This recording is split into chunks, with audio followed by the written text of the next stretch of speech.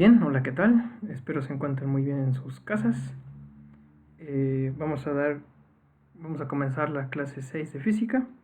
Ya es la penúltima clase. Después se viene la última clase y la clase de repaso, que todavía no tiene fecha. Esa va a estar por verse. Entonces, vamos a comenzar con el tema de temperatura. Este concepto ustedes ya lo han tratado, pero nada más tentativamente, que es nada más saber si un cuerpo es caliente o frío tentativamente.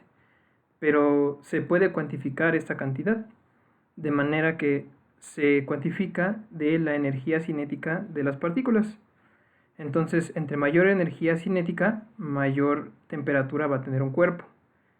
Esto se cuantifica de manera macroscópica, ¿sí?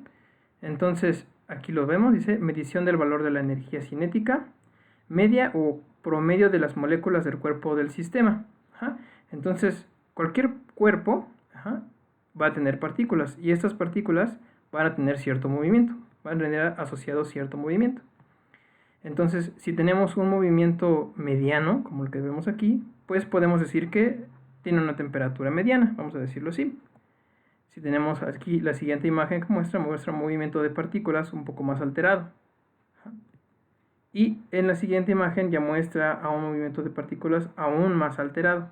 Entonces lo que podemos ver es que de la diferencia de estas tres imágenes es que de la primera tenemos un movimiento de partículas moderado, un poco más alto, y aquí es extremadamente alto. Entonces podemos decir que la figura 1 tiene una temperatura baja, aquí una temperatura media y una temperatura alta. Bien, entonces la manera de cuantificar esta temperatura se debe a la energía cinética de las partículas, pero aparte se cuantifica mediante escalas. Y hay dos tipos de escalas, una es la absoluta y otra es la relativa. La absoluta mide a partir de un nivel energético molecular cero. Entonces, a esas se les conoce como escalas absolutas, cuando partimos de un nivel molecular cero. ¿A qué se refiere con esto? Anterior a esto vimos que estas imágenes tienen energía interna. Energía interna puede referirse a cualquier energía cinética o energía potencial. Entonces, si aquí tenemos energía que está asociada al movimiento, que es la energía cinética, decimos que tiene energía interna. Entonces, estas partículas que se están moviendo tienen energía interna. Todas estas tienen energía interna, entonces no pueden partir de un cero absoluto. Un cero absoluto es cuando todas estas partículas permanecen estáticas o no tienen movimiento. Entonces es cuando parten las escalas absolutas. Las escalas absolutas van referidas siempre a un sistema energético molecular igual a cero. Es cuando no hay movimiento. Entonces el cero absoluto es el 0 Kelvin. El 0 Kelvin es cuando no hay movimiento en las partículas. No tiene asociada ni energía potencial las partículas ni energía cinética. Y esa energía cinética, la traslacional, no es la rotacional, porque la rotacional, acuérdense que es cuando ya se hace un giro, está asociada el movimiento a un giro. En este caso la traslacional es cuando se hace el desplazamiento en línea recta. Mucho cuidado con eso. Bien, entonces eso se refiere a las escalas absolutas. Cuando es relativo es cuando ya está asociada a otro tipo de energía molecular, estado de energía molecular. Entonces, bien, cuando tenemos un estado de energía relativo, por ejemplo, el que tenemos aquí, que es de la escala de Celsius, es cuando Celsius se hizo su escala a partir de la temperatura de ebullición del agua y la temperatura de congelación del agua.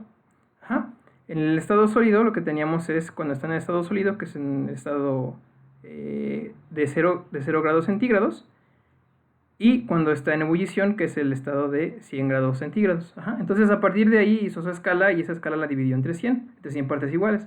Entonces esa es la que se volvió Celsius para hacer su escala de temperatura. Entonces esa escala está asociada a otro estado de energía. Entonces no se pueden comparar esas dos. Kelvin y Celsius no son iguales. Kelvin parte de un estado energético molecular igual a 0 y Celsius no parte de la misma. ¿Sí? Entonces esa es la diferencia entre un estado energético 0 y un estado energético diferente de 0. Bien, eso es todo por las diferentes escalas. Hay diferentes escalas, aquí las podemos ver: la escala de Kelvin, escala de Celsius, escala de Fahrenheit y escala Rankine. Escala Rankine también es absoluta porque parte del estado energético molecular 0. ¿Sí? Aquí lo podemos ver: 0 Rankine y 0 Kelvin. Entonces, acuérdense, el 0 absoluto es 0 Kelvin o menos 273.15 grados centígrados. Ajá, ese es el 0 absoluto. Bien, vamos con unos ejercicios. Aquí podemos ver la representación rápida: temperatura baja, temperatura media y temperatura alta. Aquí la diferencia entre escalas absolutas y escalas relativas. Y aquí podemos ver la conversión de una escala a otra. Ajá, aquí tenemos de grados Celsius a Kelvin, de Kelvin a grados Celsius, de Celsius a grados Fahrenheit y de Fahrenheit a grados Celsius. Bien, entonces vamos con los ejercicios. Dice así: al convertir 167 grados Fahrenheit a grados Celsius se obtiene, entonces vamos a ver en nuestra tablita, de grados Fahrenheit a grados Celsius tenemos esta formulita. Entonces lo único que hay que hacer es copiarla. Vamos a ver. Entonces grados centígrados va a ser igual a los grados Fahrenheit que nos hayan dado, que en este caso son 167 grados Fahrenheit, menos 32, dividido entre 1.8. Bien, ya tenemos ese. Entonces vamos a sustituir los datos, sustituyendo. Vamos a tener lo siguiente: los grados centígrados van a ser igual a los grados Fahrenheit, que en este caso nos dan 167 menos 32 entre 1.8. Se lo metemos a la calculadora.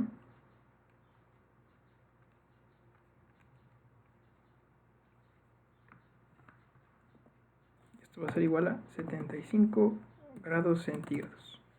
¿Sí? Y esa sería la respuesta. Bien, y el siguiente dice: al convertir 53 grados centígrados a Kelvin se obtiene, pues vamos aquí, de grados centígrados a Kelvin es igual, solo le vamos a sumar 273. ¿Sí? Algo que aclarar que vimos hace ratito de esta tablita es que cuando estamos en 0 grados centígrados hay 273.15 grados Kelvin. Entonces siempre para convertir grados centígrados a Kelvin solo hay que sumarle 273.15 Kelvin. ¿Sí? Solo es esa que hay que aclarar. Bien, entonces al convertir 53 grados centígrados a Kelvin se obtiene, solo hay que sumarle 273. Entonces, grados Kelvin va a ser igual a 53 grados centígrados más 270, bueno, vamos a dejarle nada más la magnitud, 273. Eso, no sé si alguien tenga alguna duda hasta aquí. Sería 326 grados Kelvin. ¿Sí? Bien, ahora para convertir 60 grados centígrados a Fahrenheit se obtienen, entonces vamos aquí a nuestra tablita para obtener grados centígrados a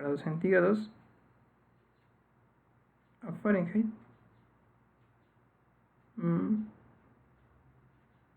Aquí está, perdón, grados Celsius. ¿Sí?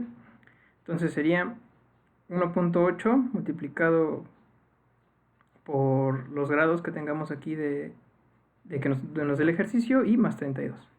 Entonces los grados Fahrenheit